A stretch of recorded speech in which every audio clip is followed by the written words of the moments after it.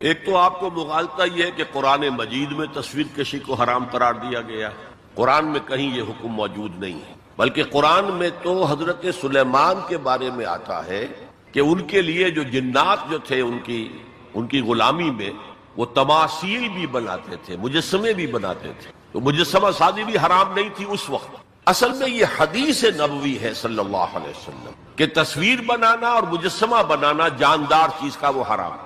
اس وقت تک کیمرہ ایجاد نہیں ہوا تھا، بلکہ ہاتھ سے تصویر بنتی تھی۔ جاندار کی تصویر بن رہی ہے تو ہاتھ سے، مجسمہ بن رہا ہے تو ہاتھ سے، تو اس کے تو حرمت پر پوری امت متفق ہے۔ لیکن جب کیمرہ ایجاد ہو گیا تو ایک نئی چیز آ گئی نا، اس میں اختلاف ہو گیا۔ جیسے شاید آپ کے علم میں ہو، لاؤڈ سپیکر پر ہمارے بڑے بڑے علماء کا فتویٰ تھا اذان حرام ہے، خطبہ حرام ہے، اور فتویٰ کس کا؟ مولانا اشرف علی تھانوی رحمۃ اللہ علیہ کا۔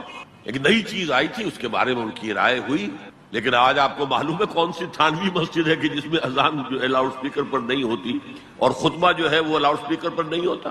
تو نئی چیز کے آنے پر جو ہے یقیناً اختلاف رائے کے پیدا ہونے کا امکان ہے۔ عالم عرب کے تمام علماء کا تقریباً اس پر اتفاق ہوا کہ چونکہ اس میں ہاتھ کا کوئی عمل نہیں ہے، یہ عکس ہے، یہ جائز ہے، علی الاطلاق جائز۔ اس سلسلے میں آپ کو ایک لطیفہ بھی سنا دیتا ہوں۔ پاکستان میں ایک علماء کی کانفرنس بھی ضیاء الحق صاحب نے کروائی تھی، پوری دنیا سے علماء آئے تھے، کراچی میں کانفرنس تھی۔ عبد الفتاح ابو غدہ رحمۃ اللہ علیہ بہت بڑے حنفی عالم تھے، عالم عرب کے حنفی عالم بہت بڑے، عبد الفتاح ابو غدہ۔ اور یہ اصل میں جو عثمانی حکومت تھی ترکوں کی خلافت والی، اس کے میں جو شیخ الاسلام تھے ان کے شاگرد رشید، تو وہ ان سے ملنے کے لیے مولانا محمد یوسف بن نوری رحمۃ اللہ علیہ وہ گئے، تو ساتھ ہی دعوت دے آئے۔ وہ تو ہوٹل میں جا کر ملے، ساتھ ہی کہا کہ ہمارا وہ دارالعلوم ہے، وہ بھی آپ ذرا وزٹ کر لیجیے، دیکھ لیجیے۔ وقت مقرر ہو گیا، اب مولانا نے بھی اپنے کچھ لوگوں کو بلا لیا، جن میں ان کے داماد مولانا محمد تحسین، ان کے بڑے داماد، سب سے بڑی بیٹی ان کے گھر میں تھی، وہ بھی تھے۔ انہوں نے یہ واقعہ مجھے سنایا ہے، یعنی یہ نہ سمجھیے کہ یہ کہیں ادھر ادھر سے سنا ہوا بات ہے، ایک ایسا شخص بیان کرنا ہے جو اس میں موجود تھا، اور جو مولانا بن نوری کا اتنا قریبی رشتہ دار تھا، ان کا داماد، کہ یہ اب انتظار کر رہے تھے کب آئیں، تو اطلاع ہوئی کہ آ رہے ہیں، آ گئے تو نکلے باہر ویلکم کرنے کی، دیکھا کہ وہ ایک کیمرہ لٹکائے ہوئے چلے آ رہے ہیں۔ اب یہ عجیب انہوں نے محسوس کیا، یہ اتنا بڑا عالم دین اور یہ کیمرہ، جیسے عام جو ہے لوگ لڑکے بالے لیے پھرتے ہیں کیمرہ، تو وہ اس طریقے سے وہ کیمرہ لیے پھرے، لیکن کیا کہیں، مہمان ہیں، کچھ کہہ نہیں سکتے۔ آ گئے، بیٹھ کر انہوں نے اپنا کیمرہ کھولا اور کہا ذرا ٹھیک ہو جائیے، سورہ اجتماعیہ، میں چاہتا ہوں ایک اجتماعی تصویر ہو جائے گروپ کی، سورہ اجتماعیہ۔ اس پر چیخ پڑے مولانا بن نوری، حرام حرام حرام، ہم نہیں کریں گے۔ انہوں نے کیمرہ تو بند کیا، لائیے دلیل، حرام ہونے کی دلیل کیا ہے؟ جو دلیل انہوں نے دی وہ کاٹ دی، جو دلیل دی وہ کاٹ دی، جو دلیل دی وہ کاٹ دی۔ آخر میں مولانا بن نوری کو کہنا پڑا کہ ٹھیک ہے یہ حرام نہیں ہے، لیکن یہ خلاف تقویٰ ہے۔ آپ نے کہا ٹھیک ہے، آپ اس پر قائم رہے، خلاف تقویٰ ہے، مجھے اس پر کوئی وہ نہیں ہے، لیکن یہ کہ آپ حرام کہیں گے تو مجھے دلیل دینی پڑے گی۔ قرآن و سنت کی روح سے تصویر کشی حرام ہے، تو یہ آپ کے سامنے جو اتنے بڑے بڑے ویڈیو کیمرے گھوم رہے ہیں، یا ٹی وی پر آپ کی جو تصویر آ رہی ہے، آیا یہ صحیح ہے یا اچھا ہے؟ یہ سوال کر لیا۔ دیکھیے، کتاب و سنت کی روح سے جو چیز حرام ہے وہ ہاتھ سے تصویر بنانا ہے، کیمرہ تھا ہی نہیں۔ حضور کے زمانے میں ہاتھ سے تصویر بنتی تھی، ہاتھ سے بنائی جانے والی تصویر حرام مطلق ہے، اس سے پہلے وہ بھی حرام نہیں تھی، یہ بھی جان لیجئے۔ جیسے سجدہ تعظیمی جائز تھا، ایسے ہی حضرت سلیمان کے بارے میں آتا ہے، تماثیل، یہ بڑی بڑے تماثیل بناتے تھے لوگ، جنات جو تھے ان کے لیے، لیکن شریعت محمدی میں ہاتھ سے تصویر بنانا جاندار کی، نقشہ ہے آپ کھینچ رہے ہیں، کوئی فطری لینڈسکیپ ہے، کوئی حرج نہیں، جاندار کی تصویر بنانا حرام مطلق ہے۔ لیکن جب کیمرے کی ایجاد ہوئی تو اب یہ مسئلہ اجتہادی ہو گیا کہ آیا وہی حکم اس پر بھی ہوگا کہ نہیں ہوگا۔ عالم عرب کے علماء جو ہیں چوٹی کے، وہ اس کے قائل ہیں کہ اس پر اس حکم کا اطلاق نہیں ہوتا، ہاتھ سے بنانے والی تصویر پر ہوگا۔ البتہ انہوں نے کہا پسندیدہ یہ بھی نہیں ہے، ہاں تعلیم کے لیے اس کو استعمال کرنا جائز ہے۔ ہمارے ہاں کے علماء کی اکثریت اس کی قائل ہے کہ اس کے اوپر بھی وہی حکم ہوگا کہ یہ حرام ہے۔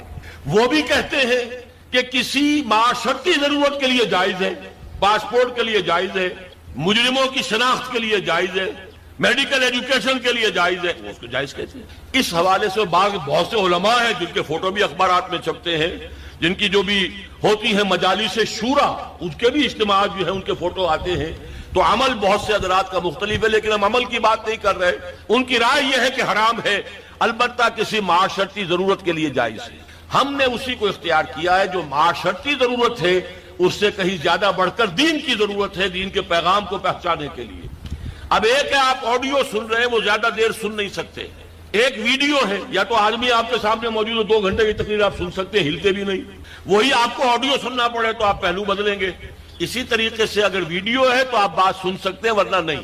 تو ہم نے اس کے لیے اس کو جائز سمجھتے ہوئے اختیار کیا.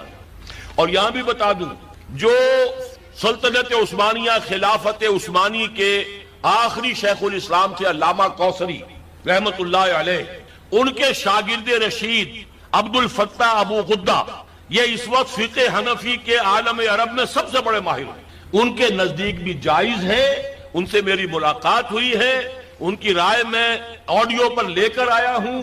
بلکہ اب یہ وقت زیادہ صرف ہو رہا ہے، وہ تو یہاں پر جب آئے تھے ضیاء الحق کے زمانے میں ایک علماء کی انٹرنیشنل کانفرنس ہوئی تھی.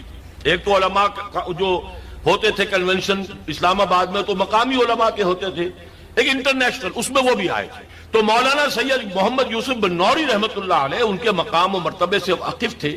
فقہ حنفی کے عالم عرب کے چوٹی کے جو ہیں وہ استاد ہیں. ملنے گئے ہوٹل میں، تو ظاہر بات ہے کہ جب وہ گئے تھے تو انہوں نے کہا میں بھی آؤں گا. آپ کیا یہ دعوت دے کر گئے کہ آئیے ہمارا دارالعلوم دیکھیے. وہ آئے. انہوں نے اپنے داماد کو مولانا محمد تحسین صاحب کو بھی بلا لیا، وہ ابھی زندہ ہیں، ان سے اس واقعے کی توثیق کرائی جا سکتی ہے. انہوں نے یہ واقعہ مجھے بتایا کہ جب وہ میں بھی تھا وہاں بیٹھے انتظار کر رہے تھے، جب بتایا گیا کہ آ گئے ہیں علامہ کوثری صاحب، وہ علامہ عبد الفتاح ابو غدہ، تو ہم سب اٹھ کر باہر نکلے. دیکھا ان کے گردن میں کیمرہ لٹک رہا. اب ہم بڑے پریشان، یہ کیا ہے؟ ہم تو سمجھتے ہیں حرام، اور یہاں پہ یہ کیمرہ لے کر عالم دین جو ہے اتنا بڑا مفتی آیا ہے. خیر خاموش رہے. اب جب جا کر کمرے میں بیٹھ گئے، انہوں نے کھولا، کیمرہ نکالا اور کہا سورہ اجتماعیہ، یعنی ایک جو ہے گروپ فوٹو میں لینا چاہتا ہوں، آپ لوگ ذرا ٹھیک ہو جائے، سیدھے ہو جائے، بیٹھ جائے، سورہ اجتماعیہ. اب مولانا بلوری صاحب جو ہے خاموش نہیں رہ سکے. نہیں حرام، ہمارے نزدیک حرام، ہمارے نزدیک حرام. انہوں نے کیمرہ تو بند کیا، پوچھا دلیل کیا ہے حرمت کی؟ جو دلیل لائے انہوں نے کاٹ دی. آخر میں مولانا بلوری کو یہ کہنا پڑا کہ ہاں حرام تو نہیں ہے، ہم اسے تقویٰ کے خلاف سمجھتے ہیں. آپ نے کہا ٹھیک ہے، یہ بات آپ کا موقع، آپ حرام کہتے ہیں دلیل لانی پڑے گی. یہ واقعہ بھی میں نے آپ کو بتا دیا ہے کہ یہ ہے اصل موقع. بعض چیزیں ہمارے یہاں بس مشہور ہو گئی ہیں، اور بعض علماء یہاں تک کہ ہمارے اس وقت کے جو علماء ہیں وہاں طالبان کے، وہ بھی اسی طریقے کی عمل کر رہے ہیں. ٹی وی کو بری شے نہیں ہے، ٹی وی کے ذریعے سے آپ کیا پھیلا رہے ہیں. ہمارا یہ تھا کہ ایک زمانے میں تو یہ رائے تھی کہ لاؤڈ اسپیکر اذان بھی حرام ہے، نماز کی امامت بھی حرام ہے.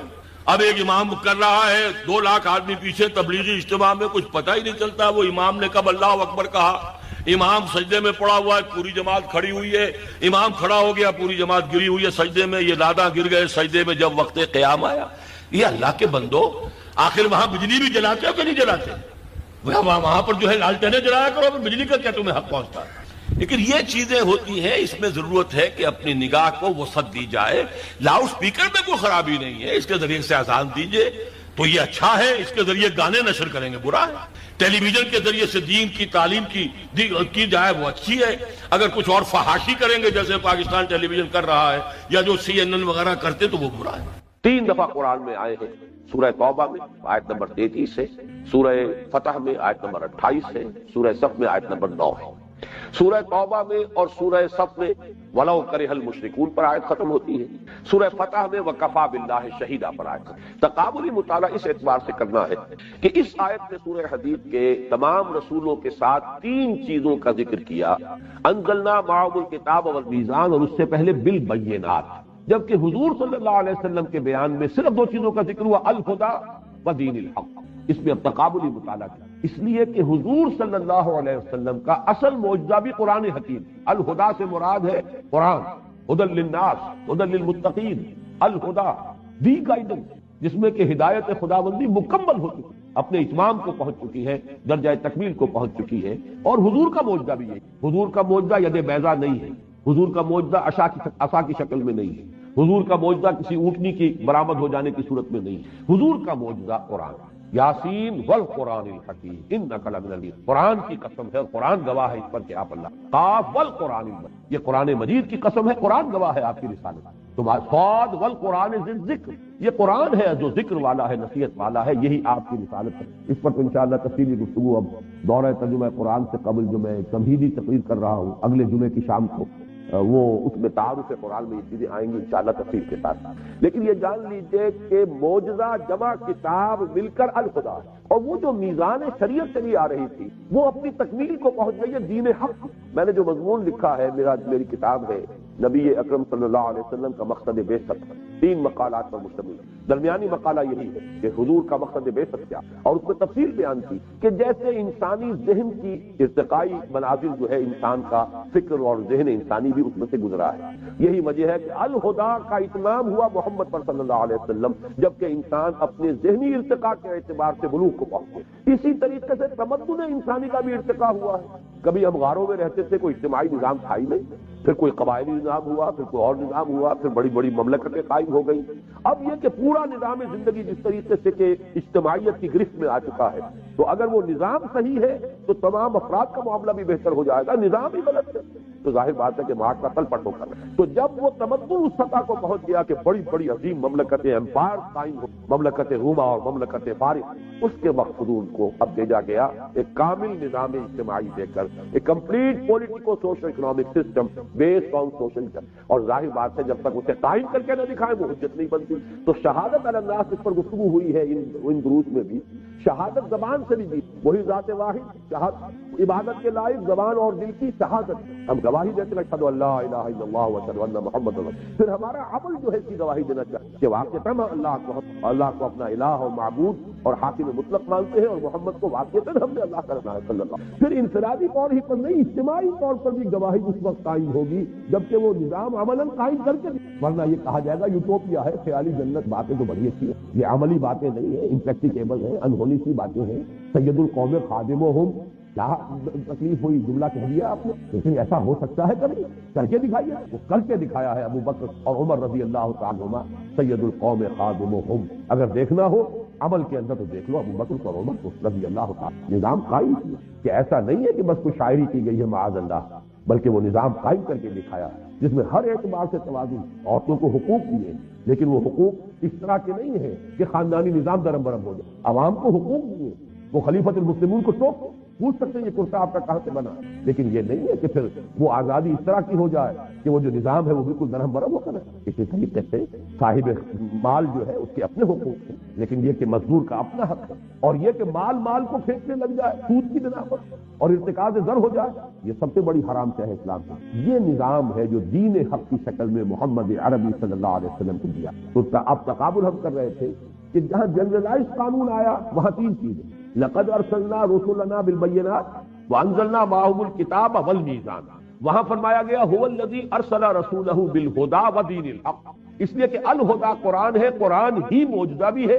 اور قرآن ہی الکتاب بھی، اور وہ نظام جو ہے پولیٹیکو سوشو اکنامک سسٹم وہ دین حق کی شکل میں کامل نظام کی حیثیت سے پیش کر، تو کس لیے بھیجا حضور کو؟ لِیُظْہِرَهُ عَلَى الدِّینِ كُلِّهِ، اس نظام کو غالب کر کے۔ یہ نظام کسی اور نظام کے تابع رہے گا تو پھر ظاہر کیسے ہوگا؟ ملوکیت کے تابع ہو گیا، سرمایہ داری کے تابع ہو گیا، کسی اور کے تابع ہو گیا تو وہ تو پھر نظام، وہ تو مذہب بن جائے گا، عقیدہ ہے، نماز ہے، روزہ ہے۔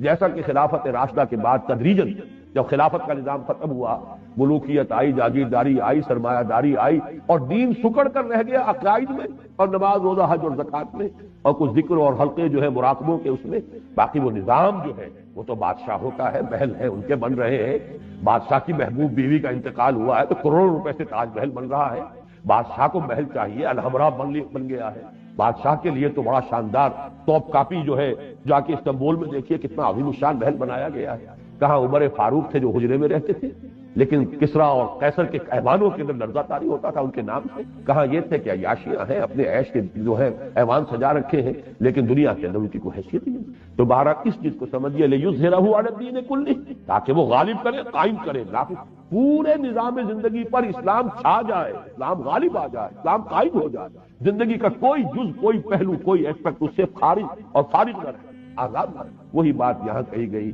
لقد ارسلنا رسلنا بالبینات وانزلنا معهم الکتاب والمیزان لیقوم الناس به۔ اب یہ مقصد پورا کیسے ہے؟ پہلے آیت کا ترجمہ کر لیجئے، وانزلنا الحدید، ہم نے لوہا بھی اتارا، فیہ بأس شدید، بعض کا ترجمہ بعض لوگ ذرا اوائڈ کرتے ہوئے قوت، اس میں بڑی طاقت، لیکن حقیقی ترجمہ اس کا یہ کہ اسلحہ کی قوت، اسی سے تلوار، اسی سے نیزہ، اسی سے ڈھال، اصل میں لوہا اس لیے اسلحہ فیہ باس شدید، اسی لیے یہ جب بھی لفظ آتا ہے باسا، جب جمع کی شکل میں آتا ہے اس سے مراد ہوتا ہے فقر، فاقہ، بھوک، لیکن جب الباس آتا تو جنگ۔ چنانچہ ہمارا جو دوسرا درس ہے لیس البر ان تولوا وجوہکم قبل المشرق والمغرب، آخری میں جب آتے ہیں الفاظ والصابرین فی البأساء والضراء وحین البأس، صبر کرنے والے بأساء میں یعنی تنگی ہے، فاقہ ہے، بھوک ہے اور تکلیف ہے، کوئی مصیبت ہے، کوئی زخم لگ گیا ہے اس کی تکلیف ہے، اور حین الباس جنگ کے وقت۔ اصل تو امتحان یہ ہے جہاں جان کے لالے پڑ جائیں، جہاں جان کی بازی کھیلنی پڑے، جو صبر کا وہاں مظاہرہ کر سکے وہ ہے کہ جو کوالیفائی کر گئے، اولئک الذین صدقوا واولئک هم المتقون، یہ ہے وہ لوگ کہ جو واقعتاً سچے ہیں اپنے دعوی ایمان میں، اور یہ ہے وہ لوگ جو واقعتاً متقی ہیں۔ تو ذہن میں رکھیے یہاں پر فیہ باس شدید، اس میں شدید جنگ کی صلاحیت، وہ منافع للناس، لوگوں کے لیے دوسرے منفعتیں بھی ہیں، فائدے ہیں۔ آج کل تو اس کی ہمارے ہاں نزدیک کوئی اہمیت کم ہو گئی ہے، ورنہ توا پر آج چمٹا پھکنی سب لوہے سے بنتے تھے۔ اب تو یہ ہے کہ بہرحال اس طرح کا معاملہ نہیں رہا، اوونز ہے اس میں شاید وہ لوہا اس طرح سے نمایاں ہو کے نظر نہیں آتا ہے، لیکن یہ کہ لوگوں کے لیے اور بھی فائدہ۔ وَلِيَعْلَمَ اللَّهُ مَن يَنصُرُهُ، اور تاکہ اللہ یہ دیکھے، یعلم کا ترجمہ ہمیشہ ہم کرتے ہیں دیکھے، جان لے نہیں، اس لیے کہ اللہ تعالیٰ کا علم قدیم ہے، اللہ کو معلوم ہے کون کتنے پانی میں ہے، لیکن اللہ دکھا دینا چاہتا ہے لوگوں کو، ظاہر کر دینا چاہتا ہے تاکہ اللہ دیکھ لے یا اللہ دکھا دے، ظاہر کر دے۔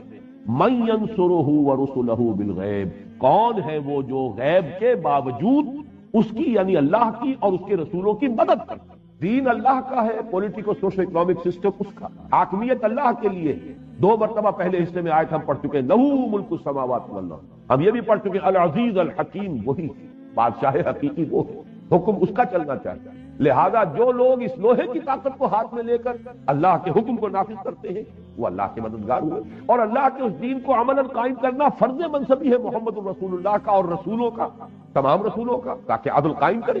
اور حضور کے لیے واحد کے سیدھے میں بھی آ گیا امرت لأعدل بینکم، اور یہاں 3 مرتبہ آ گیا لیظہرہ علی الدین کلہ، تو گویا کہ جو بھی لوہے کی طاقت لے کر محمد کی نصرت کے لیے میدان میں آ گئے صلی اللہ علیہ وسلم، وہ اللہ کے بھی مددگار رسول، جس کو میں کہہ رہا ہوں کہ یہ ہے در حقیقت جس کو عریاں کا لفظ میں نے استعمال کیا ہے بارہا، اتنے واضح الفاظ میں دیکھیے آدمی جھجکتا ہے، کہنا نہیں چاہتا، لیکن اللہ تعالیٰ کو واللہ لا یستحیی من الحق، اللہ کو حق بات کے کہنے میں کوئی رکاوٹ نہیں، کوئی جھجک۔ عام آدمی سمجھے گا یہ بات کہنے کی نہیں ہے، اگر ہے بھی دل میں تو رکھو، اسے زبان پر نہ لاؤ، لیکن یہاں اچھی طرح جو بات سمجھا دی گئی ہے وہ کیا ہے کہ ریولوشن یا کسی نظام عدل اجتماعی کو قائم کرنے کا پروسیس کیا، پہلا مرحلہ اس میں یہی ہے کہ جو الہدیٰ دی گئی ہے آپ کو، ہدایت کی کتاب دی گئی ہے جس میں کہ معجزہ بھی ہے، اس کے ذریعے سے لوگوں کو دعوت دیجیے، ہدایت کی دعوت، تبلیغ، اس پیغام کو عام کرنا، لوگوں کو اس پر مطمئن کرنا، ذہناً مطمئن کرنا، قلباً مطمئن کرنا، اس کے مجمرات کو کھول کر بیان کرنا۔ وَنَزَّلْنَا إِلَيْكَ الذِّكْرَ لِتُبَيِّنَ لِلنَّاسِ مَا نُزِّلَ إِلَيْهِمْ، اے محمد صلی اللہ علیہ وسلم، ہم نے آپ پر یہ ذکر نازل فرمایا تاکہ آپ لوگوں کے لیے واضح کریں، بیان کریں، کھولیں،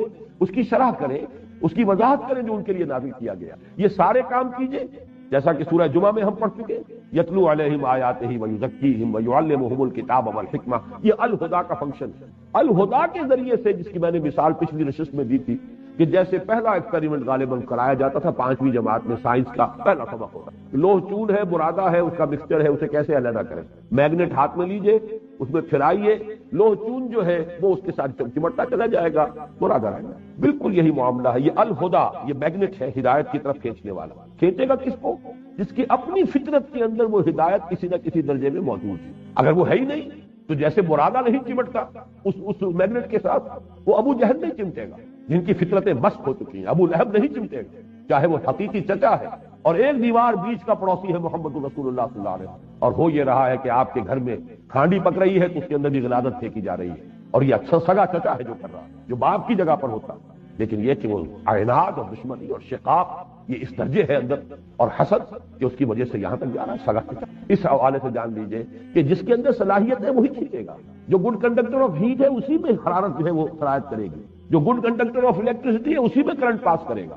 لیکن بہرحال آپ اس میگنیٹ کو پھیلائیں، جتنا بڑا معاشرہ ہے اتنا ہی پھیلائیں گے، تبھی اس میں جو بھی سلیم الفطرت لوگ ہیں وہ چمٹ کر آئیں گے۔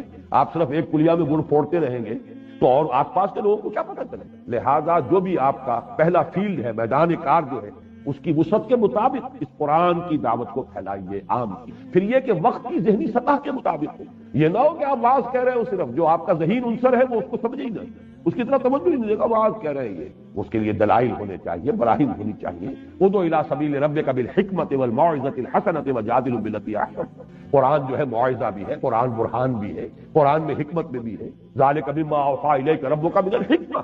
قرآن کی حکمت کے ذریعے سے حکماء کو, عقلاء کو, جو بھی آپ کا انٹلیکچوئل ایلیٹ ہے اسے بلائیے.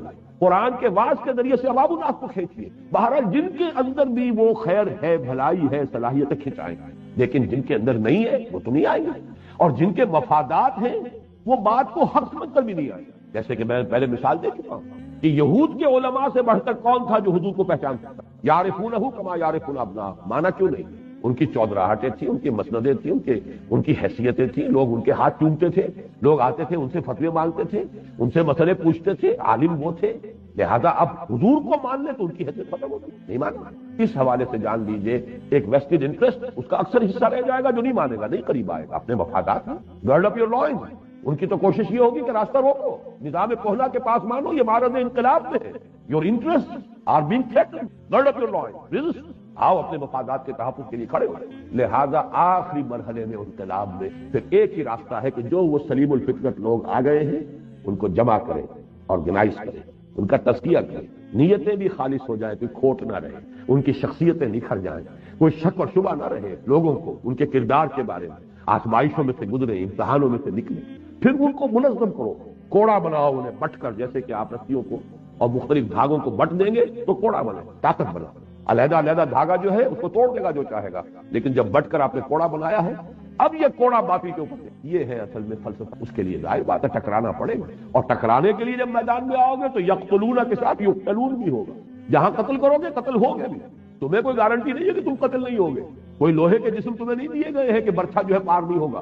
حمزہ کے جسم سے وہ برچھی جو ہے وحشی کی وہ پار ہو گئی, آر پار ناف کے قریب سے جو ہے لگی ہے وہ پار گئی. تو پھر اور کون ہوگا جسے کوئی ضمانت حاصل ہو, کوئی اللہ کی طرف سے انشورنس کرنا. ان اللہ اشترى من المؤمنین انفسهم واموالهم بان لهم الجنہ یقاتلون فی سبیل اللہ فیقتلون ویقتلون. اللہ نے اہل ایمان سے ان کے مال, ان کی جانیں خرید لی ہیں جنت کے عوض. تو اللہ کی راہ میں جنگ کر رہے ہیں, قتل کرتے بھی ہیں, قتل ہوتے بھی ہیں. یقتلون ویقتلون. غزوہ بدر میں 70 قرشی مارے گئے, صحابہ صرف 14 شہید ہوئے, 13 آن دی اسپاٹ.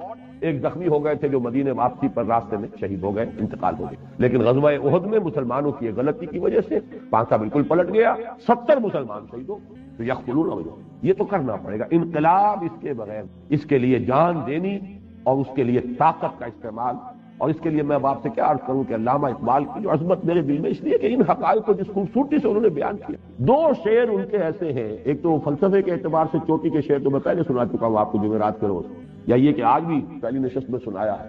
یہ جو فلسفہ انقلاب کے 2 شعر ہیں, گفتند جہان ماں آیا بتومی سازد, گفتم کے نمی سازد, گفتند کے برہم زد. اللہ نے مجھ سے کہا, گفتند انہوں نے کہا, جہان ماں آیا بتومی سازد, میرا یہ جہان جو ہے, جو میرا دنیا ہے اس وقت جس میں نے تمہیں بھیجا ہے, یہ تمہارے ساتھ سازگاری کرتا ہے, تمہیں پسند ہے, ٹھیک ہے, یہ نظام صحیح ہے. گفتم کے نمی سازد. میں نے کہا نہیں, یہ صحیح نہیں ہے, میرے ساتھ سازگاری نہیں کرتا. گفتند کے برہم زن, اللہ نے فرمایا توڑ پھوڑ کر رکھ دو برہم زن. اور برہم زن کے لیے راستہ کیا ہے؟ با نشہ درویشی در ساز و دمادم زن. پہلا مرحلہ درویشی کا ہوگا, دعوت ہے, تبلیغ ہے, گالیاں کھا کر بھی دعائیں دینی ہوگی, پتھراؤ کے جواب میں بھی اللہ توفیق دے تو پھول پیش کرنے ہوں گے, جو لوگ خون کے پیاسے انہیں معاف کرنا ہوگا. تاکہ جیسے کہ اللہم اہد قومی انہم لا یعلمون, اس کو یوں سمجھیے کہ بدھ مت کا بھکشو بھی میں اگر کہوں تو غلط نہیں ہے. دعوت کے مرحلے میں یہ روش اختیار کرنی پڑے گی. دعوت دو, دعوت کے اندر تو التجا بھی ہوتی ہے, لجاجت بھی ہوتی ہے. اللہ کے بندو سنو میری بات, در در پر جا رہے ہیں, کسی نے کچھ کہہ دیا, کسی نے کچھ کہہ دیا. 3 آدمیوں سے ملے ہیں جا کر طائف میں. ایک نے کہا اچھا جی آپ کے سوا کوئی نہیں ملا تھا اللہ کو رسول بنانے کے, نکل جاؤ یہاں سے. ایک نے کہا جاؤ چلے جاؤ, میں تم سے بات بھی نہیں کرنا تھا, اس لیے کہ یا تو تم جھوٹے ہو یا سچے ہو.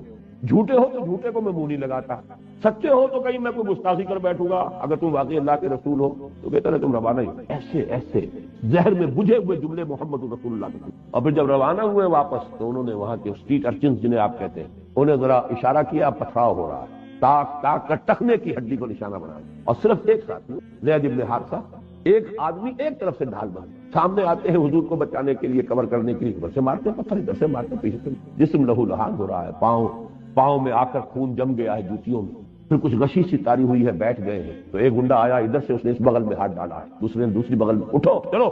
یہ نقشہ ہے اللہ کے رسول کا، محبوب رب العالمین کا، سید الاولین والآخرین کا۔ داعی فریاد آئی ہے زبان کے اوپر، اللہم الیک اشکو ذوف قوتی وقلت حیلتی وہوانی علی الناس الی من تکلنی الی بعید یتجہمنی او الی عدو ملکت امری۔ اے اللہ تیری ہی جناب میں فریاد لے کر آیا ہوں اپنے وسائل کی کمی کا، اپنی قوت کی کمزوری کا، کہاں جاؤں، کس سے شکوہ کروں، کس سے فریاد کروں، مجھے کس کے حوالے کر دیا، دشمن کے حوالے کر دیا، جو چاہے کریں گے۔ یہ فریاد آئی، اس وقت وہ فرشتہ آیا ہے ملک الجبال کہ اللہ نے مجھے بھیجا ہے، میں ان پہاڑوں پر معمور فرشتہ ہوں، آپ اگر حکم دیں میں ان دونوں پہاڑوں کو ٹکرا دوں گا جس کے مابین یہ طائف کی بستی جس میں یہ سلوک آپ کے ساتھ۔ فرمایا نہیں، کیا عجب کہ اللہ تعالیٰ ان کی آئندہ نصیب۔ بتائیے کون بدھ مت کا بھکشو اس سے آگے جائے گا؟ درویشی۔ اور جب کہ نگاہوں کے سامنے ذبح کیے، حضرت سمیہ ذبح کی جا رہی ہے، حضرت یاسر ان کے شوہر جس بری طریقے سے ٹارچر کیا ابو جہل سر عام، اور حضور پاک سے گزرتے ہیں اور کہتے ہیں اصبروا یا اعلی یاسر فإن موعدکم جنہ، اے یاسر کے گھر والوں صبر کرو، تمہارے جنت، تمہارے وعدے کی جگہ اللہ کے ہاں جنت ہے۔ لیکن ساتھیوں میں سے کسی کو اجازت نہیں دی کہ جا کے ابو جہل کی ٹکا بوٹی کر نہیں۔ ابھی مرحلہ درویشی کا ہے۔ نغمہ ہے بلبل شوریدہ تیرا خام ابھی، اپنے سینے میں اسے اور ذرا تھام ابھی ذرا اپنے جذبات انتقام کو تھامو۔ ابھی مرحلہ پیسو ریزسٹنس کا، ایک وقت آئے گا تمہارے ہاتھ کھول دیے جائیں گے، اذن للذین یقاتلون بانہم ظلموا، ایک وقت آنے والا ہے، تمہیں اذن قتال بھی ملنے والا ہے، تمہیں اینٹ کا جواب پتھر سے دینے کی اجازت ملے گی، لیکن ابھی تھامو۔ نغمہ ہے بلبل شوریدہ تیرا خام ابھی، اپنے سینے میں اسے اور ذرا، پھر وہ وقت آیا، پھر تلواریں بھی ہیں، نیزے بھی ہیں، میدان میں آئے ہیں، یقاتلون فی سبیل اللہ یقتلون و یقتلون۔ اس کو اقبال نے دو مصروں میں بیان کیا۔ پہلا شعر پھر سن لیجئے، گفتند جہان ماں آیا بتمی سازد، گفتم نمی سازد، گفتند کے برہم زن، نظام کو توڑ دو پھوڑ دو، با نشہ درویشی در ساز دمادم زن۔ پہلا مرحلہ یہ ہوگا، درویشی کی روش اختیار کرو، درویشی کی خوب پختہ کرو، اور کرتے رہو محنت، دعوت ہے، تربیت ہے، تنظیم ہے، صبر ہے، پوری طریقے سے جھیلو تکلیفیں، مصیبتیں۔ درویشی کیوں پختہ شوی، جب تیار ہو جاؤ، پختہ ہو جاؤ، تعداد کے اعتبار سے، کیفیت اور کمیت دونوں اعتبارات سے، سیرت بھی پختہ ہو چکی ہو، تربیت ہو چکی ہو، تزکیہ ہو چکا ہو، قول و فعل کا تضاد نہ رہا ہو، انسان کا ظاہر باطن ایک ہو چکا ہو، منظم ہو، ایک امیر کی دعوت کے اوپر کھڑے ہو، لبیک کہیں اور اپنی جانوں کی قربانی دینے کو تیار ہو جائے، اور اگر روکنے کو حکم دیا جائے تو رک جائے۔ یہ پختگی جب آ جائے، جو پختہ شوی خدرا بر سلطنت جم زن، اب اپنے آپ کو سلطنت جم پر دے مارو۔ یہ ہے دو مصروں میں پورا انقلاب۔ اس کے لیے انزلنا الحدید، ہم نے لوہا بھی، دلیل بھی اتار دی، بینہ بھی اتار دی۔ جو نیک سرشت ہیں وہ آ جائیں گے، لیکن اب ان کو منظم کر کے طاقت بنانا، ریولیوشنری فورس، ایسے سرفروش، ایسے جافروش کہ جو اپنے سر کی اور جان کی بازی کھیلنے کو تیار ہو۔ من المؤمنین رجال صدقوا ما عهد الله علیہ فمنهم من قضى نحبه ومنهم من ينتظر وما بدلوا تبدیلا۔ اہل ایمان میں وہ جوان مرد ہیں کہ جو عہد انہوں نے اللہ سے کیا تھا وہ پورا کر دکھایا، سچا کر دکھایا۔ ان میں سے وہ بھی ہیں جو اپنی نظر پیش کر چکے، اور جو باقی ہیں وہ منتظر ہے کہ کب باری آئے۔ وبال دوش ہے سر جس میں ناتواں پہ مگر لگا رکھا ہے تیرے خنجروں تک۔ یہ ہے وہ آیت مبارکہ، وانزلنا الحدید فیہ باس شدید، اس میں قوت ہے جنگ، ومنافع للناس، کچھ اور فائدے بھی ہیں، پھکنی اور توا اور پرات اور چمٹا اور بالٹی وہ بھی بنا لو۔ وَلِيَعْلَمَ اللَّهُ مَن يَنصُرُهُ وَرُسُلِ الْغَيْبِ، تاکہ اللہ دیکھے کون ہے وفادار بندے، کون ہے صادق الایمان۔ ایمان کا دعویٰ تو آسان ہے۔ اب دیکھیے اس کے ساتھ ایک تو وہ آیت جوڑ لیجئے سورہ صف کی، ان اللہ یحب الذین یقاتلون فی، یہ صورت ایسی عجیب ہے، اس میں نہ لفظ جہاد آیا نہ قتال آیا، دونوں کے مضامین موجود ہیں، حدید لوہا، اسلحہ کا ذکر آ گیا، لیکن یہ کہ اصل میں سارے مضامین کل مسبحات کے اس میں جمع ہیں۔ وَلِيَعْلَمَ اللَّهُ مَن يَنصُرُهُ، محبت مجھے ان جوانوں سے ہے ستاروں پہ جو ڈالتے ہیں کمند۔ اللہ کو محبوب وہ بندے ہیں، وہ نہیں کہ تو فقط اللہ اللہ اللہ اپنے گھروں میں بیٹھے ہوئے ضربے لگائے جاؤ، ساری عمر ضربے ہی لگاتی گزار دو، کوئی باطل کے ساتھ کبھی نہ پنجہ آزمائی کرنا، نہ کبھی باطل کو للکارنا آتا۔ ان کے بارے میں تو حدیث سنا دی حضور نے، اوح اللہ عز وجل الی جبرائیل علیہ الصلوۃ والسلام ان اقلب مدینہ کذا و کذا باہلھا، اللہ نے حضرت جبرائیل کو حکم دیا فلاں فلاں بستیوں کو تل پٹ کر دو اس کے رہنے والوں سمیت۔ قال فقال ان فیھا عبدک فلانا لم یعصک طرفۃ عین، حضور فرماتے کہ حضرت جبرائیل نے عرض کیا پروردگار اس بستی میں تو فلاں بندہ بھی ہے جس نے آج تک کبھی پلک جھپکنے جتنی دیر بھی معصیت میں بسر نہیں کی. قال فقال اقلبها علیہ وعلیہم. حضور فرماتے اس پر اللہ نے فرمایا الٹو اس بستی کو پہلے اس پر پھر دوسروں. فإن وجهه لم يتمعر في طاعة قط. اس لیے کہ اس کے چہرے کا رنگ میری غیرت کی وجہ سے کبھی متغیر نہیں. بیٹھا رہا اپنی ذاتی نیکی اور ذاتی تقوی اور ذاتی عبادت گزاری اور ذاتی جو ہے تہجد گزاری اور مراقبے. یہ باطل جو ہے فلرش کرتا رہا، پھیلتا رہا، اس کا بول بالا ہوتا رہا، شریعت کی دھجیاں بکھرتی رہیں. یہ لگا رہا اپنے اسی کام میں. تو یہ زیادہ بڑا مجرم ہے دوسروں سے. اقلبها علیہ وعلیہم. الٹو اس بستی کو پہلے اس پر پھر دوسروں. یہ نہیں ہے راستہ. ہاں اپنی تربیت، اپنا تزکیہ یہ کیے بغیر میدان میں آ جاؤ گے تب وہی کچھ ہوگا جو آج جہاد کے نام سے ہو رہا. وہ جہاد بھی بدنام ہوگا اور جہاد فساد کی شکل اختیار کرے. نہ دعوت کا مرحلہ آیا، نہ تربیت کا مرحلہ آیا، نہ تزکیے کا مرحلہ آیا، نہ اپنے قول و فعل کے اندر درستی کی گئی. یہ سب کچھ نہیں ہے اور نکل کھڑے ہوئے تلواریں لے کر اور کلاشنکوف لے کر اور وہ جہاد ہو رہا ہے. اس جہاد کا جو بھی دنیا میں مذاق ہو رہا ہے، بدنام ہو رہا ہے وہ جہاد. بدنام کنندگان نکو نامے چند. دین کی بنیادی اصطلاحات کو جس طریقے سے اس وقت ہم رسوا کر رہے ہیں اس کا نتیجہ فساد ہو رہا ہے. کچھ حاصل نہیں. تو یہ ہے اصل میں پورا پروسیس جس پر کہ وہ منہج انقلاب نبوی میری کتاب ہے. انگریزی میں اس پر اب پورے کیسٹ انگریزی میں موجود ہیں، اردو میں موجود ہیں. 5 میں نے لیکچر جو ہے پچھلے سال محاضرات قرآنی میں غالباً 2 گھنٹے کے وہ لیکچرز ہیں. 3 ہمارے کیسٹ جو ہے اس کے ویڈیو کیسٹ کے اندر وہ پورا میرا منہج انقلاب نبوی کیا ہے، اس کے مختلف مراحل کیا ہے اور یہ کہ قتال کی آج کے زمانے میں کیا صورت ہوگی. ایک ون وے قتال بھی ہے، یک طرفہ جنگ. اور یک طرفہ جنگ یہ ہے کہ آپ مظاہرے کے لیے، پکیٹنگ کے لیے آ جائیے. نہیں دیں گے اب ہم یہاں پہ ٹیکس نہیں دیں گے، لگان نہیں دیں گے. یہ حرام کا کام ہو رہا ہے جو ہو، یہ سودی نظام میں جو چل رہا ہے، ہم نہیں دینے کو تیار ٹیکس. آپ پر گولیاں برسیں گی، گولیاں کھائیے. لیکن یہ کہ جس طریقے سے ایرانیوں نے 30-40 ہزار جانیں دے دی لیکن پھر انقلاب آ گیا. کشمیر میں بھی 40,000 جانیں دی جا چکی ہیں. کہاں ایران جتنا بڑا ملک، کہاں وہ کشمیر. اگرچہ اسے ایران صغیر کہتے ہیں، کل جسے اہل نظر کہتے تھے ایران صغیر، لیکن اگر یہ اعداد و شمار صحیح ہے اور اس کا میں سمجھتا ہوں کہ بالکل غلطی کا کوئی امکان ہی نہیں جس طریقے کا وہاں قتل عام ہو رہا ہے. لیکن یہ کہ 40,000 جانے کے باوجود جو ہے نتیجہ کیا ہے. اور وہاں پر بھی اگر وہ جانے دی گئی بادشاہ کو بھاگنا پڑا، اس لیے کہ وہ ون وے وار تھی. انہوں نے مارا کسی کو نہیں، خود مرے. نتیجہ یہ ہوا کہ الٹی فوج جو ہے، اندیشہ ہو گیا شاہ کو کہ یہ فوج الٹ پڑے گی میرے خلاف. آخر ان کے کتھ اینڈ کن ہیں، انہی کے لوگ ہیں، انہی کے بھائی بند ہیں، انہی کے بھتیجے بھانجے سامنے موجود ہیں. تو ایک حد تک تو جیسے کہ یہاں پر بھٹو صاحب کو جواب دے دیا تھا فوج نے، صاحب کب تک ہم لوگوں کو، اپنے قوم کے لوگوں کو، یہ کوئی آکوپیشن آرمی تو نہیں ہے، نیشنل آرمی ہے، کتنوں کو مارے گی، کیوں مارے گی؟ آپ کوئی معاملہ کیجیے جا. کہا تھا انہوں نے، میں نے دیکھا تھا ان کا ٹیلی ویژن، میری کرسی بہت مضبوط ہے. لیکن آپ نے دیکھا کہ وہ کرسی تو بڑی کمزور ثابت تھی. کرسی تو مضبوط تھی فوج کے بل پر. جب فوج نے جواب دے دیا تو کرسی کہاں مضبوط رہی؟ وہ تو 2 ہاتھ 2 پاؤں اس کے تھے جیسے کسی بھی آدمی کے ہوتے. یہ ہے در حقیقت آج کے زمانے میں. اس پر تفصیل سے میں نے بحث کی اس کتاب میں منہج انقلاب نبوی. پہلے آبجیکٹیولی سمجھیے حضور کی سیرت سے کہ اس کے کیا مراحل تھے، کیا ہوا، پہلے کیا ہوا، پھر کیا ہوا، پہلے یہ ہوا تو کیوں ہوا، بعد میں یہ ہوا تو کیوں ہوا. پہلے 13 برس تک یہ حکم ہے کہ چاہے تمہارے ٹکڑے اڑا دیے جائیں تم ہاتھ نہیں اٹھاؤ گے. اور اس کے بعد یہ قاتلوا فی سبیل اللہ وقاتلوہم حتی لا تکون فتنۃ ویکون الدین کلہ. زمین و آسمان کا فرق ہے کہ نہیں؟ لیکن حکمت ہے. ایک ہی پروسیس کے یہ 2 مختلف مراحل ہیں. اسی طرح ایک وقت میں دب کر صلح کر جو صلح حدیبیہ ہوئی ہے یقیناً بڑی ان ایکول، وہ جو اس کی جو ٹرمز تھی وہ یقیناً اس میں مسلمان، اسی وجہ سے تو میں نے آپ کو بتایا ایک آدمی نہیں اٹھا عمرہ جو ہے اپنے عمرے کا احرام کھولنے، ایک آدمی نہیں اٹھا. اس درجے دل جو ہے زخمی تھے مسلمان کہ ہم کیوں دب کر صلح کریں. لیکن یہ کہ 1 سال کے بعد قریش کا سردار ابو سفیان چل کر آتا ہے مدینے، خوشامدید کر رہا ہے، سفاری سے کروا رہا ہے، خدا کے لیے صلح دوبارہ کر لیجیے. حضور نہیں کر رہے. کیوں؟ اسی کو ٹائم بھی نے کہا نا، کیونکہ ان کی تو آنکھیں اندھی ہیں، انہوں نے تو ظاہر کو دیکھا ہے، انہوں نے کنٹراسٹ شو کیا ہے. Muhammad failed as a prophet but succeeded as a statesman.